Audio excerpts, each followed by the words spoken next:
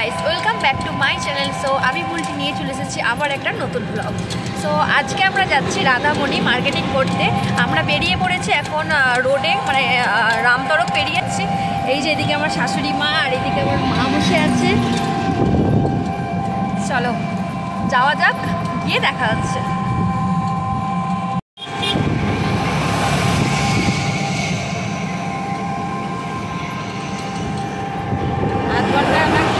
আমরা এখন পৌঁছে গেছি রাধামণির মার্কেটে।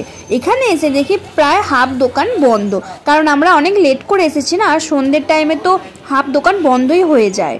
এখানে সকাল থেকে 5টা পর্যন্ত, বিকেল 5টা পর্যন্ত মার্কেট খোলা থাকে, আর আমরা এসেছি বিকেল 5টার পর, এই জন্য প্রায় হাফ দোকানই বন্ধ হয়ে গেছে।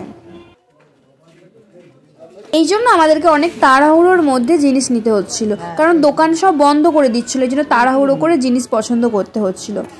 আচ্ছা, নয়ন যদি না এটা নিয়ে গেলে তো হয়, নয়নের তো এরকমই কালার দেখে নেবো বলছিলাম, পাঠাবো এটা ফটো। হ্যাঁ, এরকম ধরনের পাঞ্জাবি দেখছিলাম আমার হবু বরের জন্য, আশীর্বাদে পড়বে বলে। তারপর এই দোকানটা থেকে আমার মামাদের জামা আর আমার ভাইয়ের জামা টুকিটাকি এখান থেকে অনেকগুলোই জিনিস নেওয়া হয়েছিল।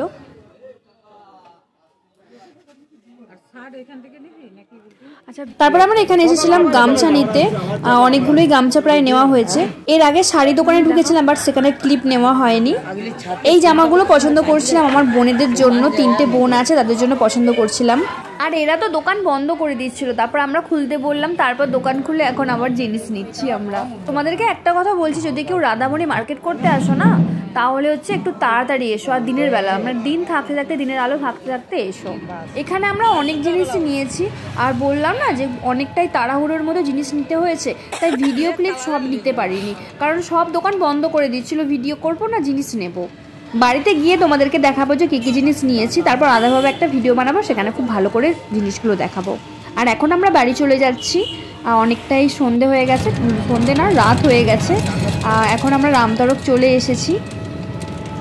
আর গাইস, এত ঠান্ডা, এমনিতে আমার ঠান্ডা লেগেছে, তার মধ্যে আরও ঠান্ডা লেগে যাবে। আর বিয়ের আগে আমি চাই না যে আমার প্রচণ্ড পরিমাণে ঠান্ডা লেগে যাক, কারণ কিছুদিন আগে অসম্ভব ঠান্ডা লেগেছিল আমার। পুরো টোটো ভরে গেছে ব্যাগে, এত জিনিস নিয়েছি।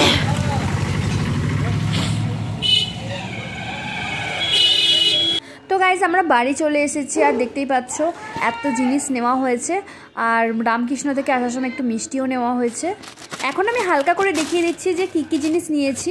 আর বড়বাজার থেকেও যে জিনিসগুলো নিয়ে এসেছি, তারপর মেছেতে গিয়েছিলাম, আবার রাধামণি গেলাম, সব জিনিসই খুব ভালো করে একটা ভিডিও বানাবো, সেখানে ভালোভাবে দেখতে পাবে তোমরা।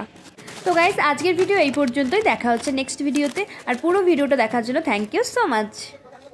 By bye everyone.